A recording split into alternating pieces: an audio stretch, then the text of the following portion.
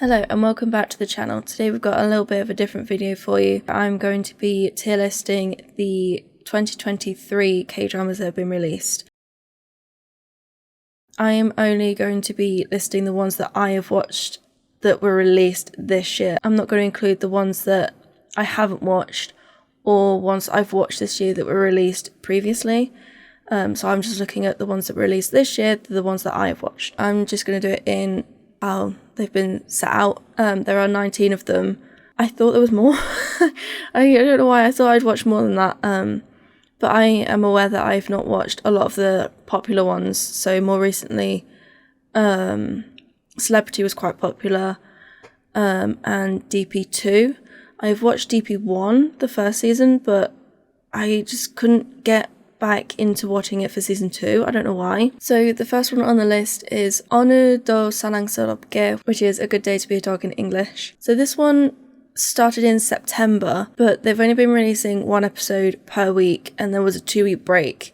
I think it was because of baseball being shown on the channel. So it's still ongoing at the minute. At the time of filming this, I've watched up to episode 9 because that's all of it have been released. I'm just gonna have to go on my thoughts up until episode 9 in terms of where I want to place this on the tier list. It is based off a webtoon, not that that would hinder my opinion on that. I have not read the webtoon, so I can't compare it to the accuracy of that in comparison to the drama. It started out quite sort of like, it felt quite silly. I think it felt a little bit silly at first, but over the last sort of couple of episodes that seems to have changed a little bit. It's a little bit more serious in sort of the tone and sort of the topics that they're covering. So I think I want to put it in B tier for now. I think we'll leave it there for now. We'll see how we go with that. The next one on the list is Muin Doe Diba, which is Castaway Diva. This one was released in October.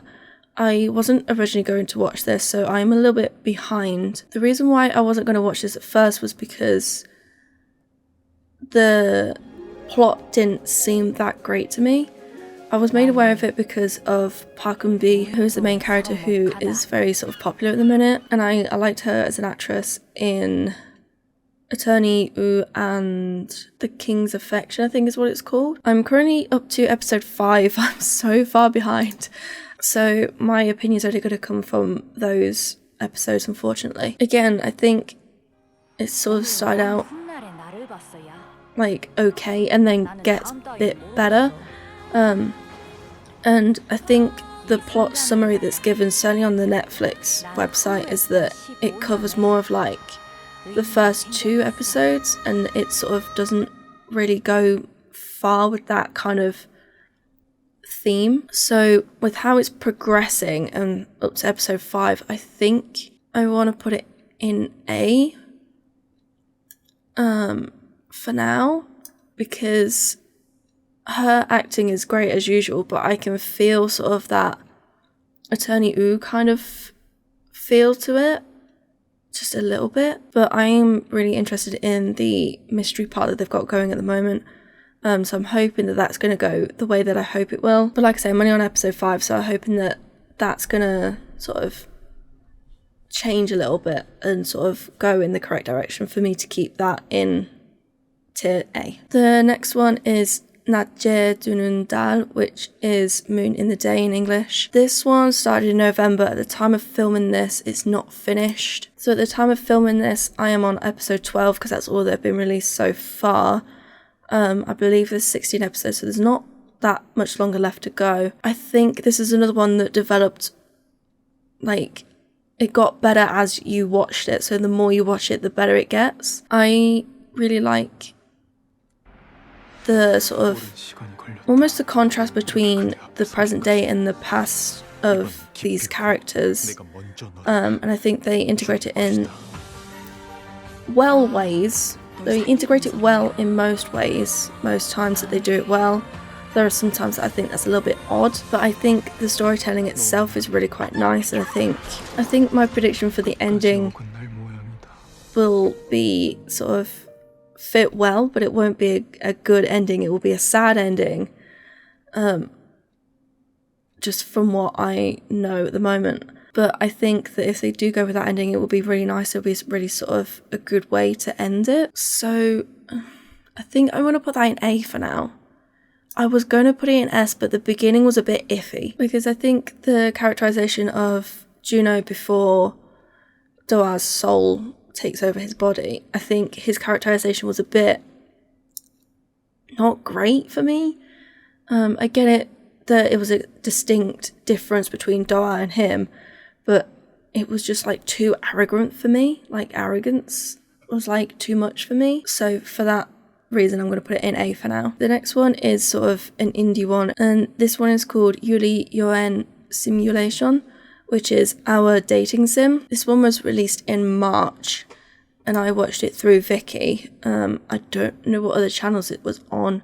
Like I say, it's an indie one, so it's not going to be sort of well known. It's not going to be on like Netflix or anything like that. The reason that I got attracted to this one is because it's a BL, which is a boy love one. They're always going to be indie for now, I think, with the situation of like queer people in Korea, which is fine. So I sort of have to remember that being an indie one, it's gonna have not so great actors. The sort of the audio that has issues for some reason on indie ones like this. There are just certain parts that are just not as crisp as it could have been, or like as sort of creative as it could have been. Or I'll hear like noise issues and things like that. In terms of plot wise, I don't think it's as great as some have been, because I've watched other BLs before and I think this one just wasn't as sort of gripping as some of the other ones that I've watched before, I think. So I think I'm going to put it in C. Not to say that it's a bad drama, but I think there are other BLs that are better than that, and I think I remember there being a couple of audio issues that sort of bothered me. So I think I'm going to leave it there for now. Then the next one is also another indie one, and it is called Sonuru Wiro Hedro, which is a shoulder to cry on. Again, I watched this through Vicky because it's an indie one. Another BL one that was released in March. This one I think was better than our dating sim, not only because one of the characters is an archer. I'm into archery. I've not done it in ages, but I can shoot. So that sort of drew me in anyway, but I think the plot wise it's a bit better than our dating sim, but again not as like gripping as some other BLs that I've watched. I don't think there was any issues majorly with like audio stuff that I can remember. I think there were a couple of things that could have been done better at points, but again this is an indie one, so I have to sort of remember that they're not going to be as like magnificent as some of like the bigger budget dramas that you'll see on like Netflix. So I feel like I want to put it in B tier because I prefer it over our dating sim, and I think I would put it on par with A Good Day to Be a Dog, I think. The next one is Garsumi Dwinda, which means heartbeat. This one is on Amazon Prime and it was released in June. I'm really unsure with this one because it's not a fantastic drama. Plot-wise it's fine, but I think the female lead was a bit off-putting for me. I mean, I'm drawn to it because it's vampire stuff, and I'm more into sort of the fantasy stuff that's like could be real. I think at some points it was a little bit like far-fetched. I feel like I want to put it in C tier. Like, I would recommend it, but not unless you want to watch one that's a bit less serious, that sort of is not so great as some other ones, and you can like clearly see what has been done sort of to create certain effects, or like physical sort of wire work and things like that. If you don't mind that being so obviously done, then that would be fine. The next one is Ibon Sengdo Jal Butake, which is See You in My 19th Life. That's not what that means in Korean, but that's just the English name for it. So this one was released in June on Netflix. I mean, I didn't think I was going to like it as much as I did, but I wouldn't say it's a great drama. Maybe I would. I probably would recommend it for like... I guess it is a lot of like romance in that. In terms of where I want to put it, I want to put it between A and B. I wouldn't say it's as great as like these two, but it's better than these two. It's a bit of a weird one. I think I'm going to put it in A. I think I'll put it in A, but like imagine it being like the lower end of A. The next one is Sweet Home 2. So this was all released in December on the 1st. At the time of filming this, I'm up to episode 4. So I'm gonna base my opinion up to episode 4. I did watch season 1. I think it was a bit after it released, but not recently. And I know it's based off a webtoon, which I have not read. So in terms of accuracy to the webtoon, I can't comment on that. Up to where I am episode 4, I am questioning some things that they've done, and I don't know if that's been done in the webtoon. I would imagine that it was, but it's very different from season 1. I knew it was going to be. I guessed that from like the trailers and the teasers that we were seeing. At the minute, I don't think it's as great as what season 1. Well, it's not even like it's great, because I feel like you can't compare the two. Because they are just so vastly different from each other. In terms of where I want to put this, there are just some things that I'm just sort of questioning right now, that I'm like, why have you done that? Why have you left this out? You know, because it leaves me with so many questions that I'm like, why have you done it that way and not a different way? Whether it becomes clearer after episode 4 is what I'm hoping is going to happen. But for now, maybe A. Yeah, A seems right to me. Yeah, I wouldn't say it's fantastic at the minute because of some of the ways that they've done things, like I've said, but I think it's better than the ones I've got in B tier right now. So the next one is Soyoung Opso Gochimal, which is My Lovely Liar. This was released in July. I think this was my most anticipated drama of this year because I really love Kim Soo-hyun as an actress, and I really like Wang Min-young as well, after seeing him in Alchemy of Souls. So I was really looking forward to this drama, to see them together. But in terms of how great the drama is, I think I don't want to say it's my favourite drama of this year, but I think it's one of them, because the mystery part in it was just so like mind-boggling at some points. I didn't really question anything that was like a wrong thing to do or the wrong way to show something or to explain something. And I think the chemistry between these two was just really nice to see. So I think I am going to put this in S tier. I think that's a little bit biased because of how much I was looking forward to this drama, but I actually really enjoyed it in the end. The next one is called Banjakin Watermelon, or Twinkling Watermelon. I have done a review of this on my channel, so if you've watched that video, you'll know how much I enjoyed this drama and how much I sort of praised it for what it did, plot-wise, certainly. So this one was released in September. I think I'm just going to put it straight in S tier, because although if you've watched the video, there was a couple of things that I noted that they could have changed, but it wasn't anything major, and I think it's a really great drama for anyone to watch, so I'm going to put that straight in S tier.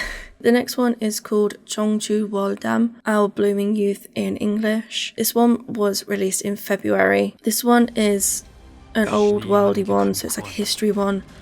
I think it's the only one on this list that's like full-on history only, because there is Moon in the Day that has the history in it, but it's not all in the history. But with history ones, I get a little bit sort of like, not confused, but because of the number of characters and like the different like statuses that the people have, certainly within like a palace setting, it sometimes get a little bit overwhelming or a little bit confusing, but that's just a personal thing that I have. But I really do enjoy the history ones. I think that they can do something that's completely different to all the ones that are set in the present day. I don't want to say that it was one of my favourite dramas of this year, but I think I am going to put it in A tier, because I don't think it's on par with these two, but I think in here is where it sits for me. The next one is called Vigilante, or Vigilante.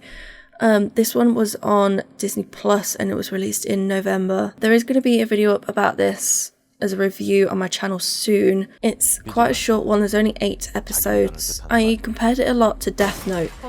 If you've watched both of them, you'll know where I'm coming from with this, and I'll explain it more in the review video when that comes out. But I think had I not watched Death Note, I wouldn't have made any sort of comparisons to anything else. I think if you're into like gory ones or like crime ones, this probably would be a good one to watch, and I think that's because it takes it from a different perspective, because you don't want to be on the side of the criminal really. Well, I suppose he is the criminal, but he's not the criminal, so you want to be sort of like in between the two, and I think that's a really interesting perspective to have from an audience point of view. From like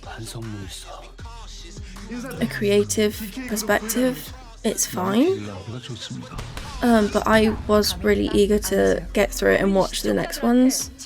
At the beginning, I think as it got further through it, I wasn't quite so eager to watch it. I'm not 100% why. I think I want to put it in like B tier, but like top end of B tier, I think. Because I don't want to say it's on par with the ones I've got in A right now, but it's above the ones that I've got in B. It's like in between again. So I'm going to put it top end of B and then put this bottom end of A. The next one is Welcome to Samdong. This one is out on Netflix. Because this one was released in December, there are only 4 episodes out and I'm up to episode 2. So what drew me to this was Ji Chang-wook, because I really love him as an actor.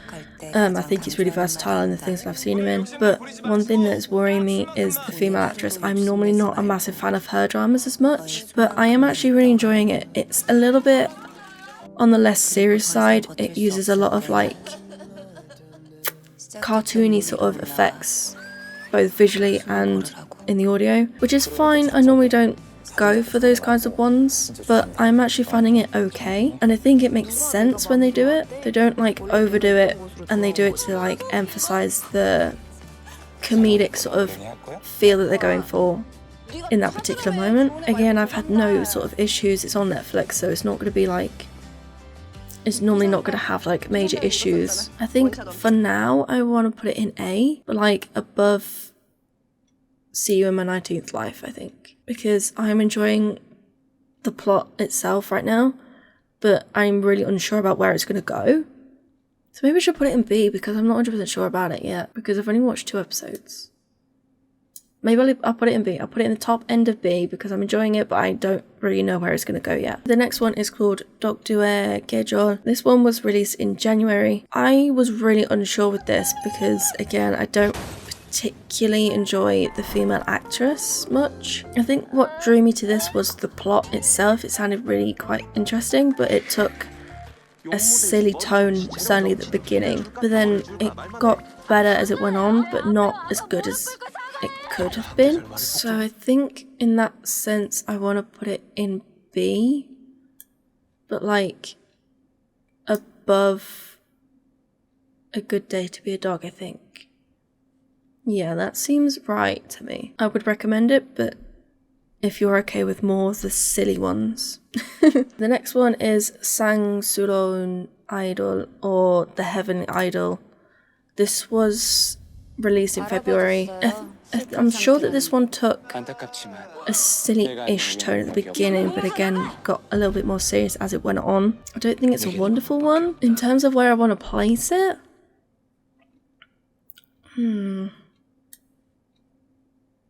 under A Good Day to Be a Dog, I think. Yeah, because it's fine. Like, the plot-wise, it's fine. It sort of keeps you in the loop and like in the mystery of what's going to happen with him. But I think either his acting put me off a little bit. I can't remember. But I remember being eager to learn how it ended. I remember that much. So the next one is My Demon. This one started releasing in November and it's not finished yet. At the time of filming this, I'm up to episode 4. I was sort of interested in not the plot itself, because I've not actually read the plot, but like the teasers that I'd seen on Instagram were really interesting, even though I didn't know what the plot was, and also because it's Song Kang, who is really quite versatile. And I was really intrigued that Sweet Home and this were being released in the same sort of time frame. Like I say, I'm only up to episode 4, so I can only go off of that, but I am quite enjoying it. Again, it's a little bit silly at moments, and I imagine they might lose that silliness. I'm kind of enjoying the silliness a little bit of this one, because some of them I could find a little bit cringe, but this one's okay. But I'm quite curious as to where it's going to go. Where do I want to place it? I think that's a hard one, because I'm sort of questioning whether to put it below Vigilante, here, below Vigilante, or above both of these two. Then I'm going to put it here, the top end of B, I think. I think it sort of hinders how many episodes that I have watched. Is sort of stopping me going any higher than that, but I am enjoying it so far, so I'm going to leave it there. The next one is King the Land. So King the Land was released in June. I think I was drawn to it because of like what was going around online. Like I was seeing a lot of it, and it seemed to be quite sort of popular, certainly at the beginning. I don't recognise either of the two like leads, even though both of them are idols and I didn't recognise them. 2 PM, there you go. And then she is a part of Girls' Generation. I think they're classed as second generation groups, I think. But I've not been really into them, so I don't really recognise them. It's not silly, but it's not serious. And I know after it finished, there was a lot of like backlash from it. I can't remember the reason why, but I think it's not as good as I wanted it to be, and it felt like it didn't really go anywhere as such. Not as much as it could have, I think. I'm sort of questioning to put it in C tier, but I don't want to like belittle it like that, because it's a fine drama, it's okay, but like there are better ones than that. So I think I want to put it at the top of C. And I think I'm going to swap these two around now too. The next one is Toyak Ayak, or The Worst of Evil. This one was released in September. This one was on Disney+. What drew me to this was Ji Chang-wook again, but also Lee Han-jun as well. And just seeing these two in the same drama was quite fantastic. This is certainly one of your more gory ones. Definitely. So this one is only 12 episodes, so it's not short, but it's not one of the longer ones, because normally they have sort of like 16.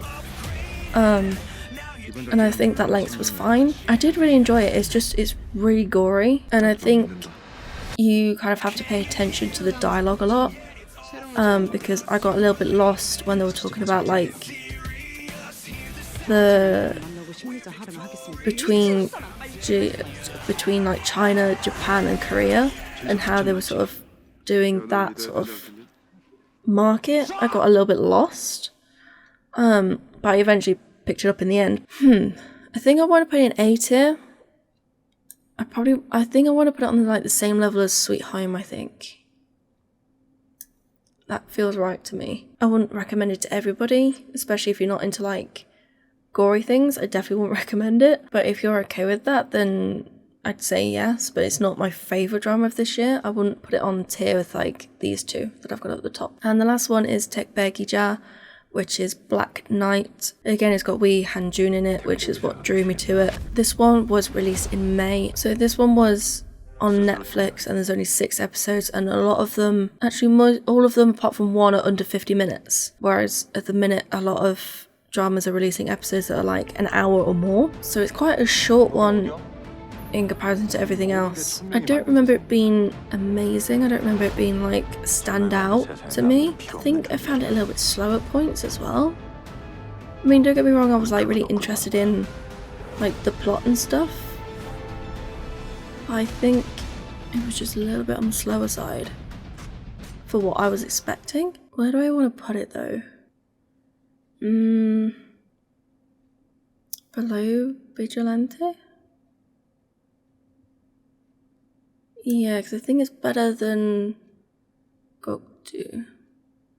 But now I feel bad because there's nothing like D tier. Now I feel like I need to like reshuffle them around and like put them in D tier. Well, I suppose in that sense, put this one in D tier. Like that, I think, is the order that I want to put them in. Okay, and that's my tier list done for this year. like I said at the beginning, there's a couple that I didn't watch that were released this year that were quite popular. I'm hoping that this has enlightened you to some that you may not have heard of or may not have seen, and sort of got a better idea of what I thought about them and whether you decide to watch them or not. I think I was a little bit biased in some of them, but that's fine. You're going to have opinions. So I think that's going to be it for this video, and I will see you in the next one.